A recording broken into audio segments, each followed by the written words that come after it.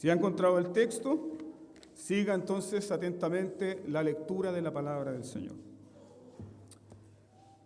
Después de esto miré, y he aquí una puerta abierta en el cielo, y la primera voz que oí como de trompeta hablando conmigo dijo: sube acá,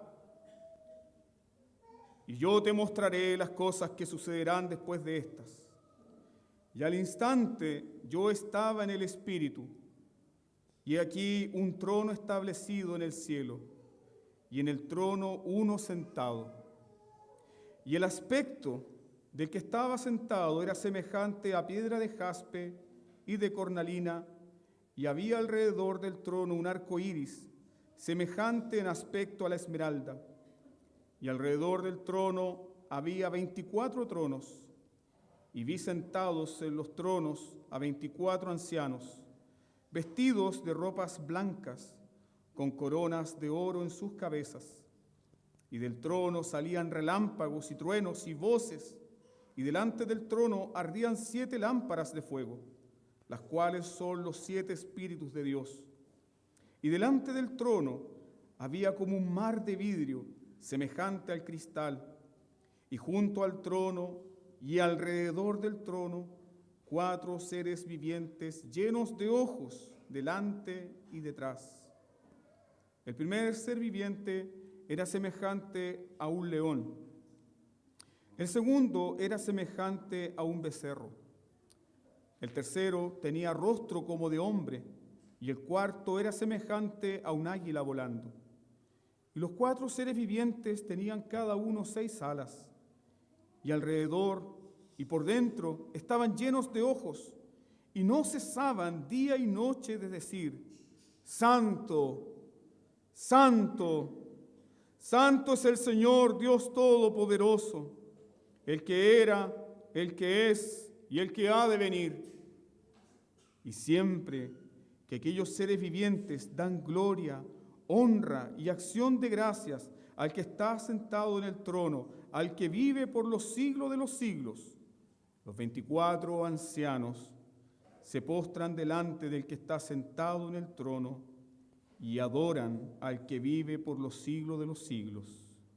Y echan sus coronas delante del trono diciendo: Señor, digno eres de recibir la gloria y la honra y el poder, porque tú creaste todas las cosas y por tu voluntad existen y fueron creadas. Amén.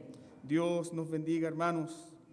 Te invito reverentemente a inclinar tu rostro y juntos pedir al Señor la iluminación de su Santo Espíritu, para que el Santo Espíritu de Dios ilumine este texto en nuestras vidas y haga vida en nuestros corazones. Oremos delante del Señor. Padre Todopoderoso, no dimensionamos cuán grande es este día. Señor, sin duda que nosotros preparamos nuestro mejor vestido, preparamos nuestro tiempo, preparamos nuestra disposición para estar acá, pero muchas veces olvidamos que eres tú, Señor, quien ha apartado este día para bendecirnos. Y estamos agradecidos por eso, Padre. Somos bendecidos, Señor, al momento de haber escuchado tu palabra. Y nos vas a bendecir, Señor, con nuestra meditación en ella. Permítenos, Señor, entonces adorarte. Permítenos, Señor, adorarte mientras escuchamos tu palabra. Permítenos adorarte, Señor, con nuestra meditación mientras escuchamos. Que tu pueblo, Señor, te honre reverentemente. Que tu pueblo, Señor, que todos nosotros, tu pueblo, podamos experimentar el gozo reverente y profundo de estar delante de ti. Padre, ruego tu bendición y la llenura de tu Espíritu Santo sobre todos nosotros, para ser bendecidos por esta tu palabra. En el nombre de Jesús. Amén. Muchas personas tienen miedo al libro de Apocalipsis. Generalmente se dice que este es el libro del terror. Pero no, hermanos míos, no es el libro del terror. Apocalipsis es el libro del triunfo de la iglesia. Apocalipsis es el libro del triunfo del Cordero. Apocalipsis es el libro más esperanzador y lleno de consuelo para todo cristiano. Cada vez que usted abre el libro de Apocalipsis en el primer capítulo comienza con una triple bendición. Podríamos decir que este libro es un libro 3 veces bendito. Comienza con una triple bendición. En primer lugar, hay una bendición para aquel que lee las palabras de este libro. En segundo lugar, hay una bendición para aquel que oye las palabras de este libro. Y en tercer lugar, hay una bendición para aquel que guarda las palabras de este libro. Por lo tanto, si en esta mañana tu disposición es leer, oír y guardar, te vas a ir a tu casa 3 veces bendito. Este fue el primer mensaje que recibieron los cristianos en el contexto de la persecución, en el contexto de la aflicción por parte de la persecución del Imperio Romano, y quien recibe esta revelación es el apóstol Juan, siervo del Señor. Y Juan tiene esta revelación, que es una revelación de Cristo, del triunfo del reino de Cristo y de la seguridad que la iglesia de Cristo triunfará también junto con el Rey Jesús. ¿En qué contexto recibe esta revelación Juan? Juan estaba preso por causa del Evangelio, en una pequeña isla, dicen algunos historiadores, en un islote llamado Patmos. Ahí estaba prisionero Juan, por causa de la palabra del Señor. Y Juan, al igual que nosotros, es bendecido al escuchar esta revelación, es bendecido al guardar esta revelación y también es bendecido al registrar esta bendición, esta revelación. Entonces, ¿qué fue lo que afirmó el corazón de Juan? La gran verdad de que en los cielos hay un trono firme. De eso vamos a hablar. La gran verdad de que los cielos reinan. El gran consuelo de que hay un trono firme. Tal como dice el Salmo 93, versículo 2. Firme es tu trono. Desde entonces, tú eres eternamente. Firme es tu trono. Este fue justamente el consuelo que recibió el apóstol Juan. Juan está preso, Juan está encarcelado, pero hay un trono que permanece firme. Firme es tu trono. Y esta visión en particular, el capítulo 4, comienza con estas palabras. Después de esto. Después de esto. ¿Después de qué cosas? Bueno, déjame recordar lo siguiente. Después de que Juan ha escuchado un reporte que va del capítulo 1 hasta el capítulo 3, un reporte de que hay iglesias que están siendo perseguidas, un reporte de que hay iglesias que son débiles, un reporte de que hay iglesias que tienen poca fuerza, el informe incluso de que hay iglesias que tienen nombre de que viven, pero en realidad están muertas. El informe de que hay iglesias que han dejado su primer amor y que están a punto de ser excomulgadas. El informe de que hay iglesias que es tan grande su tibieza espiritual que Cristo Jesús amenaza con escupirlas de su boca.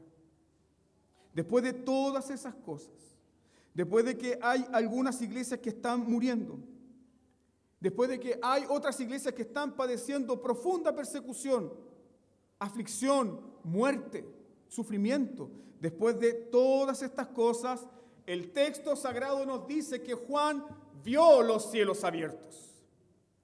Después de todas estas cosas, después de todo esto, Juan ve una puerta abierta.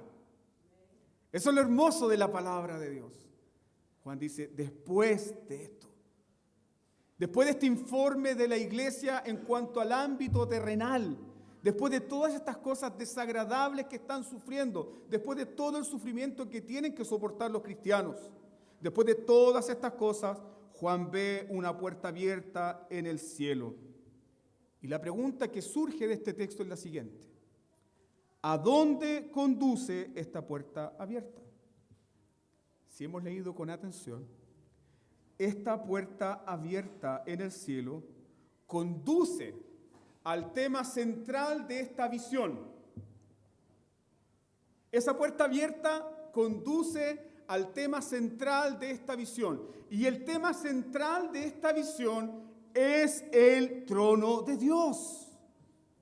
El tema central de esta visión es el trono de Dios.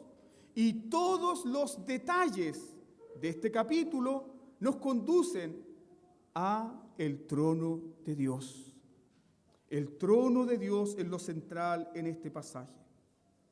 Por lo tanto, Juan ve una puerta abierta y luego también Juan escucha una voz que le llama a contemplar el trono de Dios. Es como que si Dios estuviese tomando a su siervo que está prisionero, que está sufriendo, que sabe que no le queda mucho tiempo de vida, que está lejos de las iglesias, que hay iglesias que están a punto de morir, y es como que si Dios tomara en los brazos a su siervo y le dijera, está bien Juan, has visto mucho de la derrota aquí abajo, ahora vamos a mirar desde arriba. Mira cómo se ve la iglesia de linda desde arriba. Eso es maravilloso, hermanos. Y eso es lo que Dios quiere entregarnos a nosotros. Una visión majestuosa, una visión gloriosa de que los cielos reinan. Los cielos reinan. Entonces Juan ve esta puerta abierta en el cielo y escucha la voz. Y hay una puerta abierta y escucha la voz ¿por causa de qué? Por causa de que hay un trono. Entonces los detalles de este capítulo son funcionales al único tema central. Y ese tema central es el trono de Dios. Ahora, meditemos en lo siguiente. Juan ve una puerta abierta en el cielo. Y entendemos que esta visión es espiritual. Es una visión espiritual. Por lo tanto, su significado no lo vamos a ir a buscar a CNN, ni lo vamos a buscar en el Mercurio. Su significado, ¿dónde está? En la propia palabra de Dios. De hecho, los cristianos del primer siglo, cuando recibieron esta revelación, les fue familiar, les fue entendible, no fue complejo. ¿Por qué? Porque los cristianos del primer siglo estaban empapados de las Escrituras, lo que nosotros conocemos como Antiguo Testamento. Entonces, Juan ve una puerta abierta en los cielos. ¿Y por qué causa esa puerta está abierta? Déjame recordar estas santas palabras. Yo soy la puerta de las ovejas. Yo soy la puerta de las ovejas. Yo soy la puerta. El que por mí entrare será salvo. ¿Cuál es la única puerta abierta de entrada para los santos hacia el trono celestial? ¿Cuál es la única puerta abierta para la gracia y la misericordia de Dios? ¿Cuál es la única puerta abierta para recibir no la ira de Dios, sino el favor de un Dios 3 veces santo? Cristo Jesús. Luego Cristo Jesús nos dice en Juan 3:13, nadie subió al cielo, sino el que descendió del cielo, el Hijo del Hombre que está en el cielo. Por lo tanto, ¿cuál es la posición de la iglesia? Nuestra vida está escondida con Cristo en Dios. Por lo tanto, pon tu mira ¿dónde? En las cosas de arriba, porque ahí está tu vida. Tenemos una puerta abierta. Esa puerta abierta está por causa de la obra maravillosa de nuestro Señor Jesucristo, tal cual como lo dice Hebreos capítulo 4, versículo 14 al 16, donde el escritor de los Hebreos nos dice que Cristo Jesús es nuestro gran sumo sacerdote que traspasó los cielos. ¿Y para qué traspasó los cielos nuestro sumo sacerdote Cristo Jesús? Si lees con atención Hebreos capítulo 4, cuando va terminando el capítulo, la razón por la cual Jesús traspasó los cielos es para llevarnos a nosotros, ¿dónde? Al trono de Dios.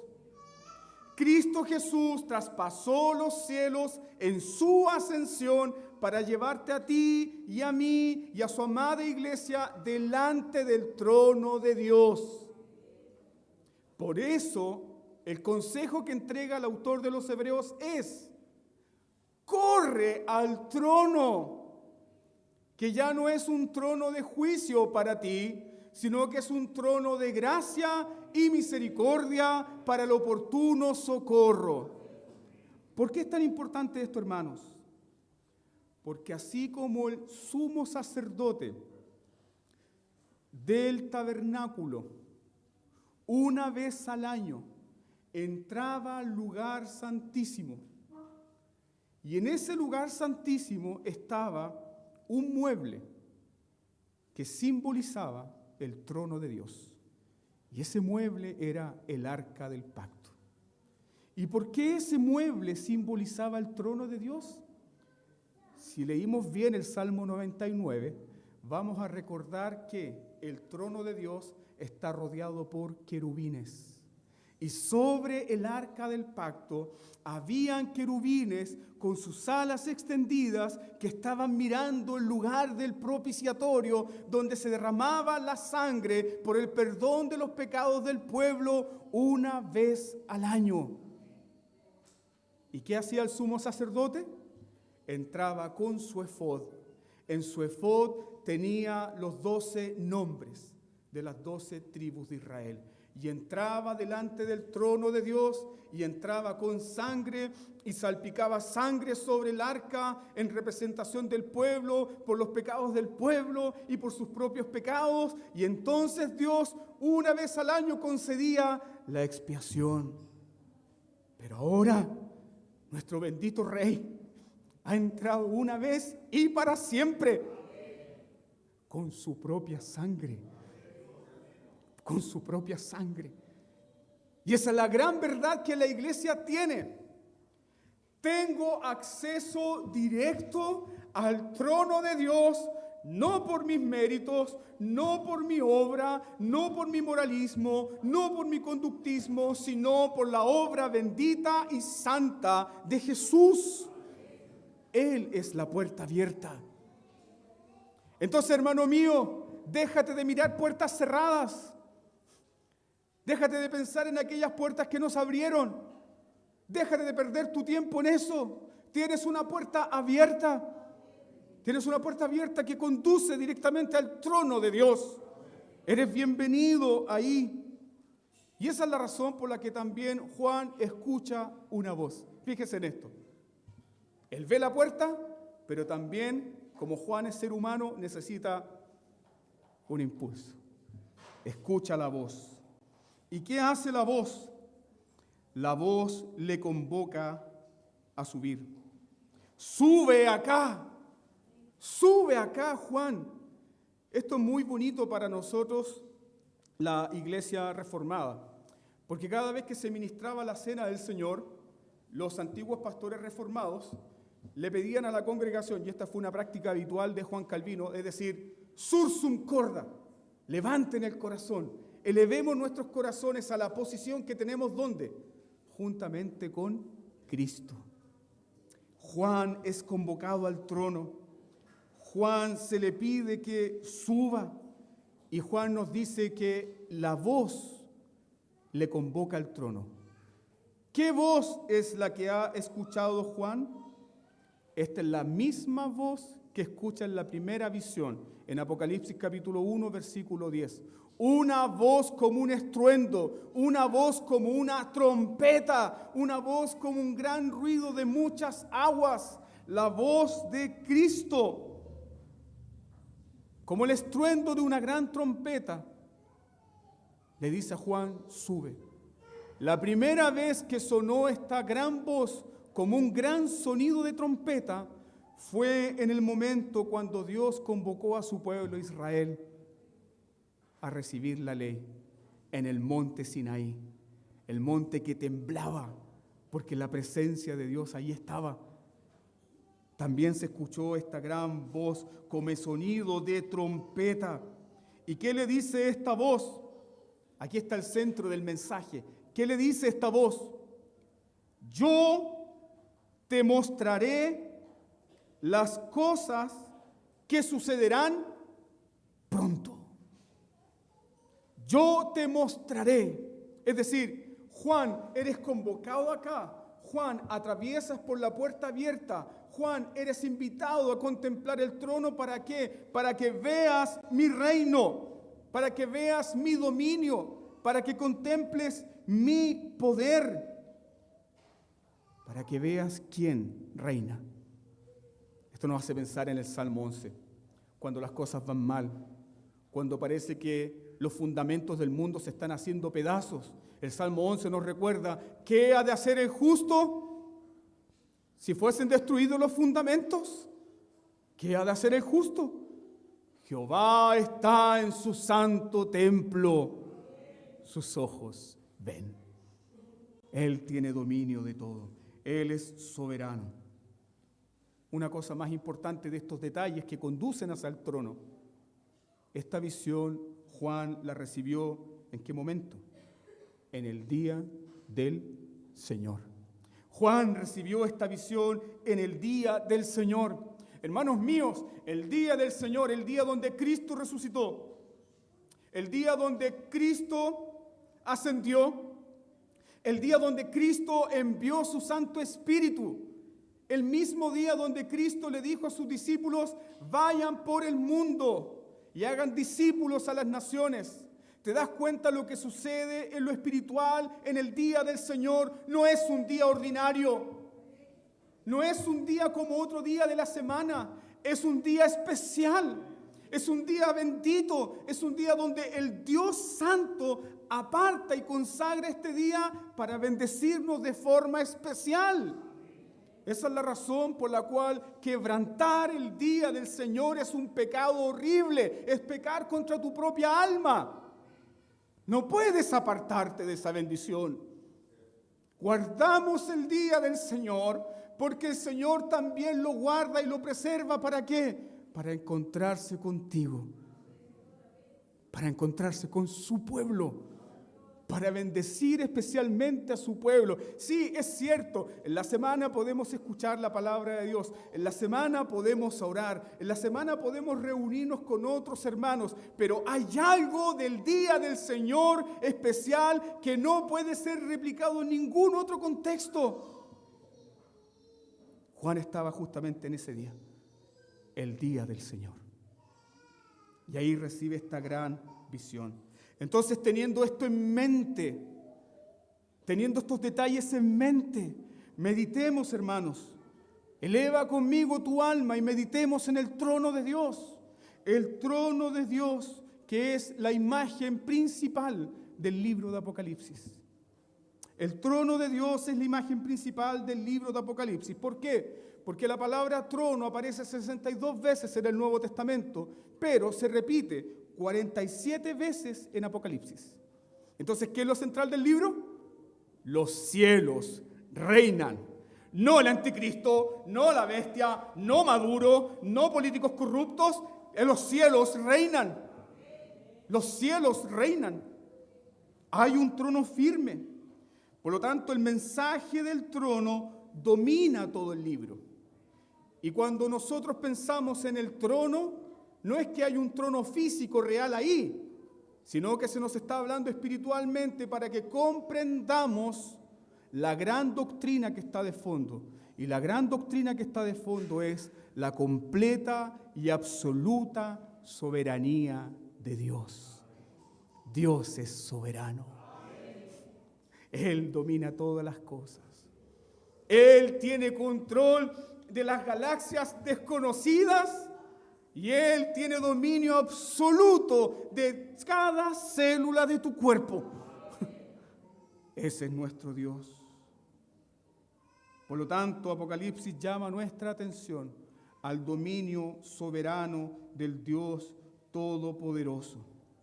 Su trono, que gobierna las cosas grandes y pequeñas. Su trono que gobierna todos los acontecimientos de la historia. Y desde ese mismo trono, déjame decírtelo en esta mañana, tu vida ha sido diseñada. No hay errores en tu vida. No necesitas una máquina del tiempo para volver al tiempo y deshacer los errores de tu vida. Todo está diseñado, ordenado por el trono bendito de Dios. Qué consuelo más grande, hermano. Qué consuelo más grande. Por eso el trono de Dios es nuestra esperanza. Por eso el trono de Dios es nuestra esperanza. Porque al final de los días, al final de la historia, al final de la historia redentora en la cual tú y yo vivimos, en la cual la iglesia vive, al final de los tiempos, ¿qué es lo que quedará en pie? ¿Qué es lo que quedará cuando todo esto pase? Cuando todas las civilizaciones pasen, cuando todos los imperios pasen, cuando todos los poderosos pasen, ¿qué quedará en pie firme como una roca eterna de los siglos? Quedará en pie solo el trono de Dios. Mira por favor tu Biblia, Apocalipsis capítulo 20, versículos 11 y 12. ¿Qué vemos al fin de Apocalipsis cuando todo acaba? ¿Qué queda al fin de los tiempos cuando todo acaba? Apocalipsis 20, versos 11 y 12 dice lo siguiente. Vemos un trono y vi un gran trono blanco y el que estaba sentado en él, delante del cual huyeron la tierra y el cielo y ningún lugar se encontró para ellos. Y vi a los muertos grandes y pequeños de pie delante del trono. ¿Cuál es la última realidad entonces? El trono de Dios. Los cielos y la tierra huyeron. Es decir, dan paso a la única realidad central de todas las cosas visibles e invisibles. Y la única realidad central es el trono de Dios. Cielo y tierra huyeron, pero está el trono. Firme es tu trono, oh Jehová, cetro de tu poder. Firme es tu trono. Y desde este trono, el Dios soberano, lo que nos enseña Apocalipsis, desde este trono, el Dios soberano que hará el fin de los tiempos. Desde este trono, el Dios soberano convocará a los pecadores. Puede ser que los pecadores no les importe que hay un trono que domina los cielos. Puede ser que los pecadores ignoren la realidad del trono de Dios. Puede ser que los pecadores vivan ignorando a Dios todos los días. Puede ser que los pecadores levanten su boca con blasfemias contra Dios. Pero déjeme decir esto, ese trono está preparado para el día del juicio final, listo. Puede ser que tú no estés listo, pero eso no elimina la gran realidad de que el trono está listo, está preparado. Desde ahí Dios convocará a los pecadores. Dios convocará a los pecadores para el juicio final. Y Juan nos dice que los cielos y la tierra huyen de delante de este trono. Pero ¿quiénes no pueden huir? Los hombres no pueden huir. Ya no pueden huir más. Tal vez esa es tu condición, amigo mío, que estás escuchando. Has estado escapando de Dios. Has estado huyendo de Dios, has estado tratando de esconderte de Dios, pero vendrá un día donde no podrás esconderte más. Estarás tú delante del trono de Dios. ¿Y qué será de ti? ¿Qué será de ti? ¿Qué será de ti? Mas también desde ese trono la iglesia es convocada. Mira este contraste hermoso. Desde ese trono la iglesia es convocada. Desde ese trono que se levanta también como trono de juicio, la iglesia es bendecida. ¿Qué procede de ese trono? Las misericordias de Dios que son nuevas cada mañana vienen desde ese trono. ¿Qué procede desde ese trono? Desde ese trono el pueblo de Dios recibe toda bendición. Desde ese trono el pueblo de Dios recibe toda providencia, sea oscura o sea clara. Todo proviene del trono de Dios. Desde ese trono la iglesia recibe el suministro constante que fluye como un río cada día de gracia y de misericordia. Ahora pregúntate, ¿quién se sienta en ese trono? Mi Padre. Aleluya. Mi Padre, mi Rey, mi amigo, mi Señor, quien derramó su sangre preciosa por mí. El trono es favorable a mí, pecador. Sí, ¿por qué? Porque uno ya abrió la puerta por ti. Esa es la realidad del trono. Entonces, si hay alguien que está escuchando en este día que no pertenece al pueblo del Señor, si hay alguien que en este día escucha que está alejado del trono de Dios, permíteme entonces anunciarte que el Rey de la Gloria, aquel que se sienta en ese trono, te dice: vengan a mí todos los que están trabajados y cargados, y yo los haré descansar. El Rey te invita, el Rey te convoca, el Rey te llama a su trono, que hasta el día de hoy es trono de gracia y de misericordia, pero un día será un día de un trono de juicio y de ira, donde los cielos y la tierra pasará y solo quedará la realidad del trono de Dios. Por lo tanto, amigo mío, si estás escuchando, ven al trono de gracia, que es un trono de gracia y misericordia para ti. ¿Quién se sienta en este trono? Juan está tan abrumado por la realidad que ni siquiera puede describir quién se sienta en el trono. ¿Qué nos dice Juan? Juan dice en el versículo 3 que el aspecto del que estaba sentado era semejante a piedra de jaspe y de cornalina. No da detalles. Simplemente Juan está abrumado por la visión majestuosa que apenas puede asimilarlo. Y Juan no tiene palabras para describirlo. Entonces simplemente Juan dice: Él brilla, Él resplandece tanto como las piedras preciosas. Él resplandece tanto como la piedra de jaspe, Él resplandece tanto como la piedra de cornalina. Eso dice Juan. Juan está abrumado por esta visión.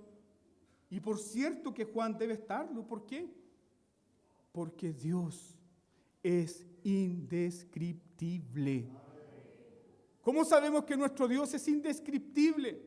Simplemente nos sometemos a lo que Dios ha revelado de su propio ser. Y la Biblia nos enseña que Dios es un espíritu infinito, eterno, inmutable en su sabiduría, justicia, poder, bondad y deidad. Es decir, lo que sabemos de Dios es una revelación de sus propios atributos. Pero no podemos ponerle una categoría, porque Él es creador y nosotros seguimos siendo criaturas. Entonces Juan simplemente dice, Él resplandece. Él resplandece. Y aquí Juan se pone de lado con Isaías. Cuando Isaías habla de Dios, en Isaías 40, 25, Isaías dice lo siguiente: ¿a qué pues me haréis semejantes? ¿O a qué me compararéis? Dice ¿quién? El Santo. Y ahí la palabra el Santo da a entender de que Dios no tiene comparación. Él es único. Él es único. No existe una palabra para describirlo. Y fue la misma sensación que experimentaron los discípulos en la barca. Cuando le dijeron a Jesús, Señor, ¿no tienes cuidado que vamos a perecer? Jesús estaba durmiendo porque había predicado mucho, estaba cansado. Y despierta entonces Jesús y le dice al viento y la mar, calla, enmudece. ¿Qué dijeron los discípulos? ¿Quién es este? No recuerdo ninguna vez en la sinagoga, en la clase del maestro de sinagoga, Pedro o Juan, que me haya enseñado que algún profeta del Antiguo Testamento le dijo al mar, calma, enmudece. Ellos comenzaron a repasar las lecciones de, entre comillas, escuela dominical y no encontraron respuesta. Y ellos dijeron, ¿quién es? No podemos describirlo. ¿Quién es? Pero la Biblia dice, Él es santo. Él es santo, apartado, único, sin igual, sin comparación. Entonces, ¿cómo los labios sucios pueden describir al Dios que es infinitamente puro y sin mancha? ¿Cómo ojos oscurecidos por el pecado pueden describir al Dios que habita, escúchame bien, en luz inaccesible, como dice 1 Timoteo capítulo 6? ¿Cómo nuestros ojos sucios por el pecado, oscurecidos por las tinieblas de nuestro corazón, pueden describir al Dios que habita en luz inaccesible? Simplemente debemos humillarnos, simplemente debemos postrarnos, simplemente debemos recibir la autorrevelación de Dios con mansedumbre. Y eso es justamente lo que hace Juan. Se humilla. Y Juan dice, el aspecto del que estaba sentado era semejante a piedra de jaspe y de cornalina. Piedras preciosas, pulidas, que simbolizan la gloria de Dios. ¿Cómo es la gloria de Dios? Dios es luz y, ¿sabe la respuesta? Ninguna tiniebla hay en Él. No existe en nuestro Dios una falla moral. No existe en nuestro Dios un defecto en su carácter. Usted y yo tenemos fallas morales, pero nuestro Dios es inmaculado. No hay mancha en Él. Y esa es la gloria del cristiano.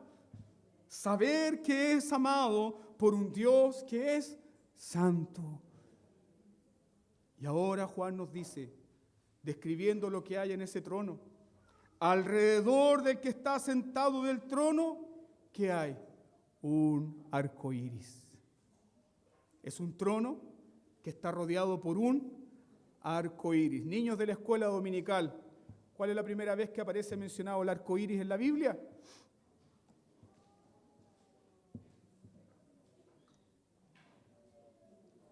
Inmediatamente después del diluvio, ¿cierto? Entonces, cuando el pueblo del pacto recuerda estos símbolos que están en las Escrituras, nos acordamos entonces de que ese arco iris apareció por primera vez después del diluvio como la gran señal ¿de qué? Del pacto. Como la gran señal de que Dios iba a preservar la raza humana en fidelidad al pacto con Noé. Por lo tanto, la señal de ese arco que rodea el trono es una señal de misericordia, misericordia, bondad, preservación, misericordia. Es un trono de misericordia. Es un trono de misericordia. Por lo tanto, esa señal que le decía a Noé, mira Noé, en este nuevo mundo, después del diluvio, cada vez que veas este arco en los cielos, eso te va a recordar ¿qué cosa? Mi pacto firme, que yo no destruiré la tierra. Pero ¿qué nos recuerda este arco en el trono de Dios? Que tenemos un mejor Noé. Este arco nos recuerda que tenemos un mejor Noé. Este arco nos recuerda que ya la tormenta pasó. Ese arco ahí en el trono nos recuerda que el juicio cayó sobre un arca, pero no un arca de madera, sino sobre Cristo Jesús, porque todo aquel que está en Cristo Jesús es libre de la condenación, de la paga del pecado y de la ira de Dios. Por lo tanto, ese arco en el trono le enseña a todo cristiano de todos los tiempos que la tormenta pasó, que el juicio ya ocurrió en Cristo. Por lo tanto, si crees en Cristo, estás libre del juicio y de la ira de Dios. Uno de los salmos preciosos. Recuerden que todos los salmos hablan de Cristo. Recuerden que en Lucas capítulo 24, Jesús le enseñó a los caminantes de Emaús que los salmos también hablan de Él. Déjame recordarte el Salmo 42, verso 7. Un abismo llama a otro la voz de tus cascadas. Escucha lo que dice el salmista, inspirado por el Espíritu Santo. Todas tus ondas y tus olas han pasado sobre mí. ¿Dónde se derramó el diluvio de la ira de Dios? Todas tus ondas y tus olas fueron sobre mí. Cristo Jesús. Por eso hay un arco en el trono. Por eso Juan ve ese arco que rodea el trono. Sí, hermano, es un trono de misericordia, es un trono de gracia. Nuestro Dios es un Dios soberano de gracia y de misericordia. De pronto a los cristianos la soberanía de Dios les parece un atributo duro, difícil. De pronto al cristiano la soberanía de Dios le parece algo difícil de asimilar. Porque el cristiano se pregunta, ¿cómo Dios puede ser soberano en medio de mis sufrimientos? Parece que a Dios no le importa mis sufrimientos. Parece que a Dios no le importa mis aflicciones. Parece que a Dios no le importa mi pesar, mis pruebas, lo que yo llevo, mis pérdidas. Parece que a Dios no le importa esto. Y simplemente me tengo que someter a una soberanía fría y sin rostro. Pero el trono de Dios nos dice que Dios ejerce su soberanía rodeado también de misericordia y gracia. Debes recordar eso. Debes recordar cada episodio de tu vida que por los actos soberanos de Dios, Dios está haciendo su santa, sabia y buena voluntad contigo. Él no comete errores. ¿Es un trono de misericordia y de gracia? Sí, pero hay algo más. Es un trono que produce temor y temblor. ¿Por qué es un trono que produce temor y temblor? Porque de este trono, según el versículo 5, surgen relámpagos y truenos y voces. ¿Recuerdan lo que le pasó a Moisés cuando experimentó lo mismo en el Sinaí? Truenos, voces, relámpagos. Moisés dijo, estoy temblando de miedo. Estoy temblando. Estoy aterrado, dijo Moisés. Estoy temblando. Entonces es un trono de juicio, no solamente de misericordia, es un trono de juicio. ¿Por qué? Porque este Dios que es santo no se complace en la maldad. No tiene contentamiento en la maldad. Ahora, todo lo que rodea este trono, que no lo podemos detallar por el tiempo, porque necesitaríamos mucho tiempo, pero simplemente quiero llamar su atención a esto. Todo lo que rodea y lo que sucede en ese trono produce una sola cosa. Sígueme por favor en los siguientes versos. ¿Qué es lo que produce lo que sucede en ese trono? ¿Qué produce lo que sucede en ese trono? Considera, por favor, versículo 4 en adelante. Y alrededor del trono había 24 tronos, y vi sentados en los tronos a 24 ancianos, vestidos de ropas blancas, con coronas de oro en sus cabezas.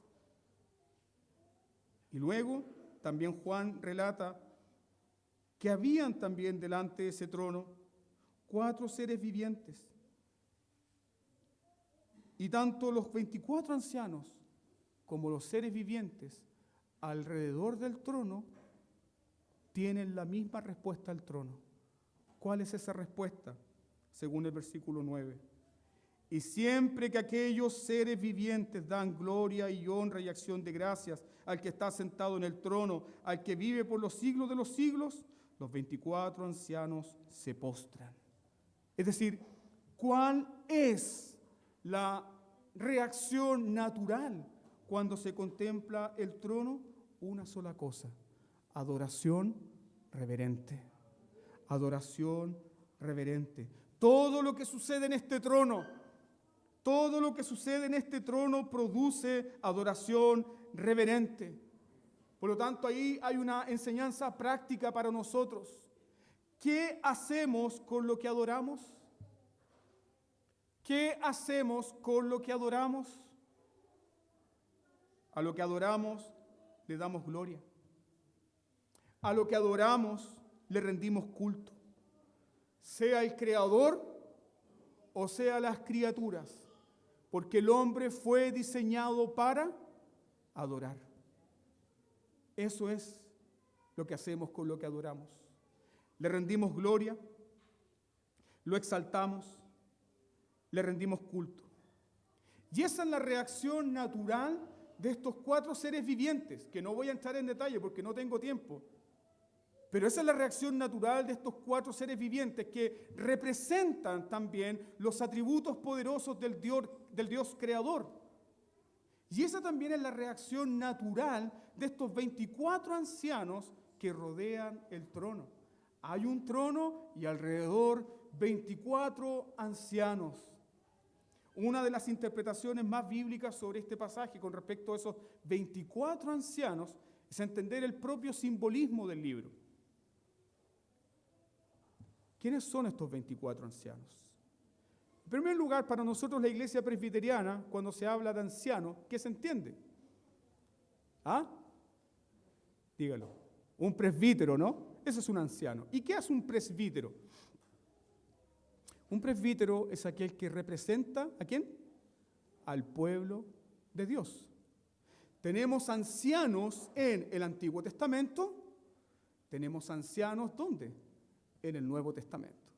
Los ancianos en el Antiguo Testamento representan al pueblo del pacto. Los ancianos en el Nuevo Testamento también representan al pueblo del pacto.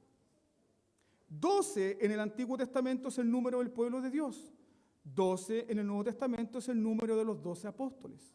Por lo tanto, el símbolo, cuando se está hablando acá para la iglesia primitiva, fue comprensible. Estos 24 ancianos que rodean el trono no son 24 viejitos que están ahí. No son 24 ancianitos y abuelitos que están ahí. No, es un símbolo, una representación espiritual de la realidad de la iglesia. ¿Dónde está la iglesia? La iglesia también rodea el trono bendito de Dios. ¿Y cómo podemos estar seguros de eso, pastor? ¿Cómo? A ver. Mira por favor la característica de estos ancianos. No tenemos todo el tiempo, pero sí apuntar algunos detalles importantes. En primer lugar, estos ancianos están vestidos ¿de qué? Ropas blancas. En segundo lugar, estos ancianos ¿qué tienen? Coronas. Y en tercer lugar, estos ancianos están sentados en tronos. Cuando tú examinas las promesas que el Señor le da a las 7 iglesias de Asia Menor, el Señor les dice, al que venciere le daré corona. Al que venciere le daré vestiduras blancas. Y al que venciere se sentará conmigo en mi trono, así como yo me he sentado. Por lo tanto, es una visión espiritual de la iglesia delante del Dios Todopoderoso. Quizás aquí en la tierra las cosas van mal, hermano, pero la iglesia invisible es perfecta. Es perfecta, hermanos. Es perfecta. Entonces, ¿qué sucede con estos 24 ancianos y con estas criaturas que están delante del trono de Dios? Al contemplar el trono de Dios, ellos adoran. Ellos adoran. Yo quiero que note estos detalles. En esa adoración no hay improvisación. Hay un orden. Hay un orden litúrgico. Hay un orden de culto, porque nuestro Dios es un Dios de orden.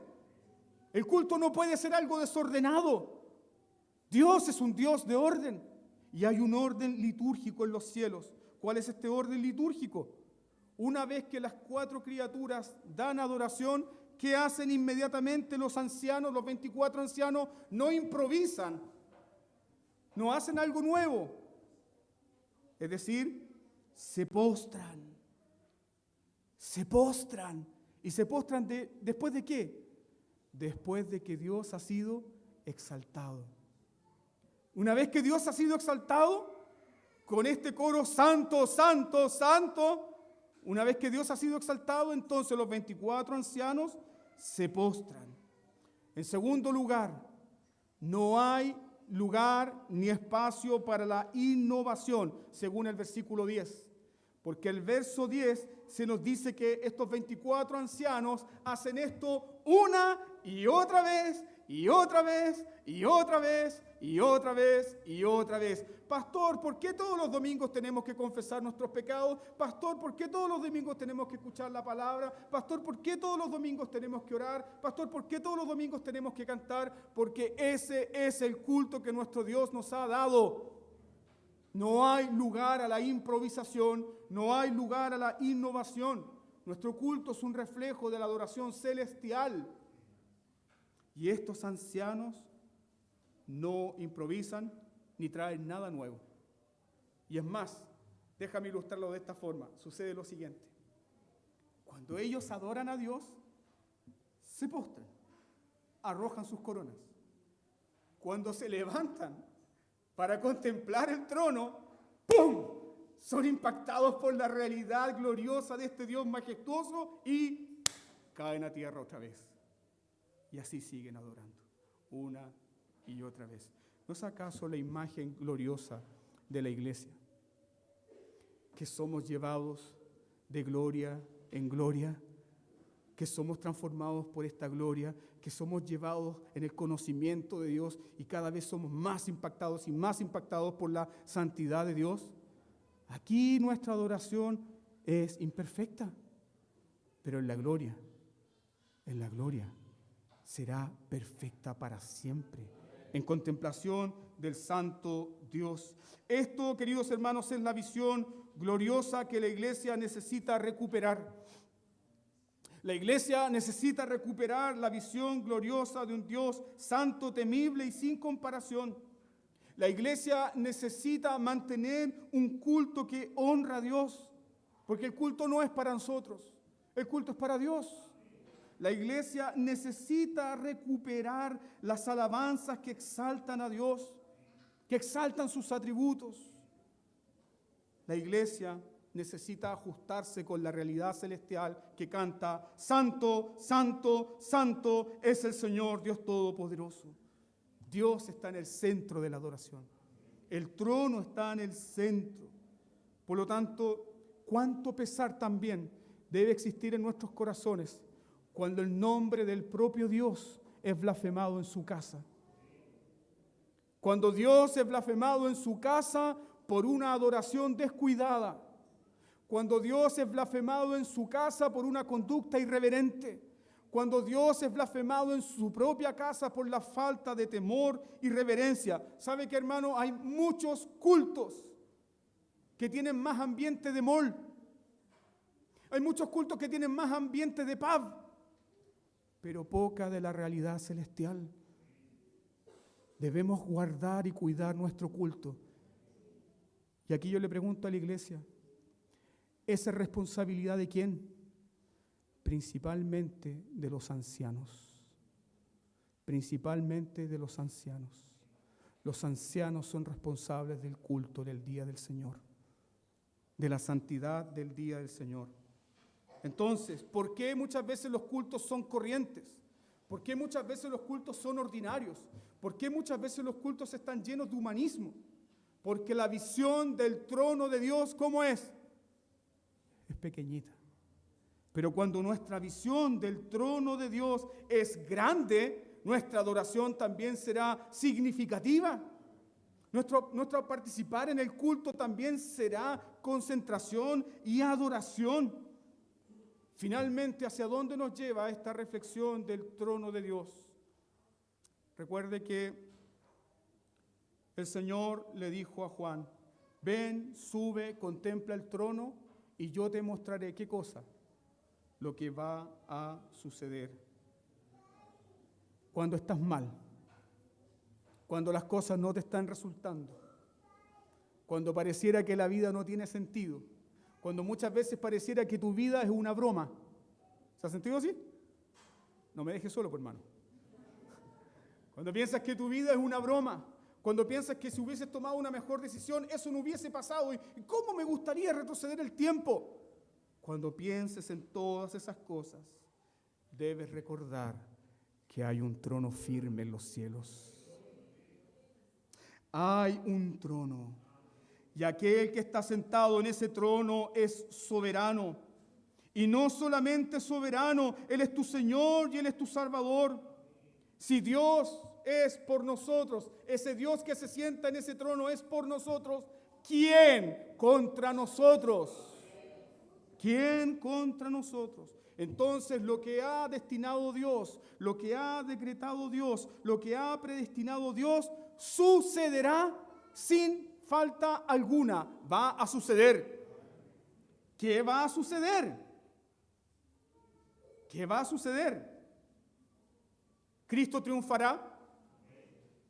Pelearán contra el Cordero y el Cordero los vencerá. ¿Qué va a suceder? La iglesia no será derrotada. ¿Qué va a suceder? Los santos triunfarán. ¿Qué va a suceder? Los santos llevarán el evangelio de mar a mar, de costa a costa. ¿Qué va a suceder? La iglesia seguirá levantando discípulos. ¿Qué va a suceder? La iglesia va a crecer, va a triunfar porque Cristo ha triunfado. ¿Qué va a suceder? Los creyentes serán recompensados un día. ¿Qué va a suceder? Los siervos fieles del Señor, siervos humildes, siervos que nadie los conoce, ellos brillarán como estrellas en el firmamento. ¿Qué va a suceder, hermanos? El pecado desaparecerá para siempre. ¿Qué va a suceder? La nueva Jerusalén vendrá. ¿Qué va a suceder? Habrá un cielo nuevo y una tierra nueva. ¿Qué va a suceder? Comeremos del árbol de la vida. ¿Qué va a suceder? Viviremos con nuestro Rey Jesús por siempre. ¿Qué va a suceder? Y ya no habrá más llanto ni dolor. Ven, Juan, y yo te mostraré las cosas que han de suceder pronto. Esto va a suceder, pero ¿qué también va a suceder? ¿Qué otra cosa va a suceder?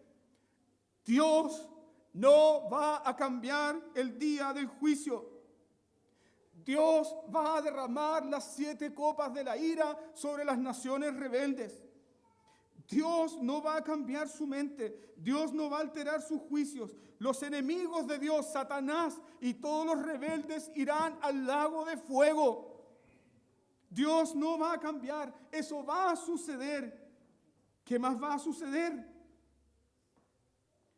Vendrá el juicio.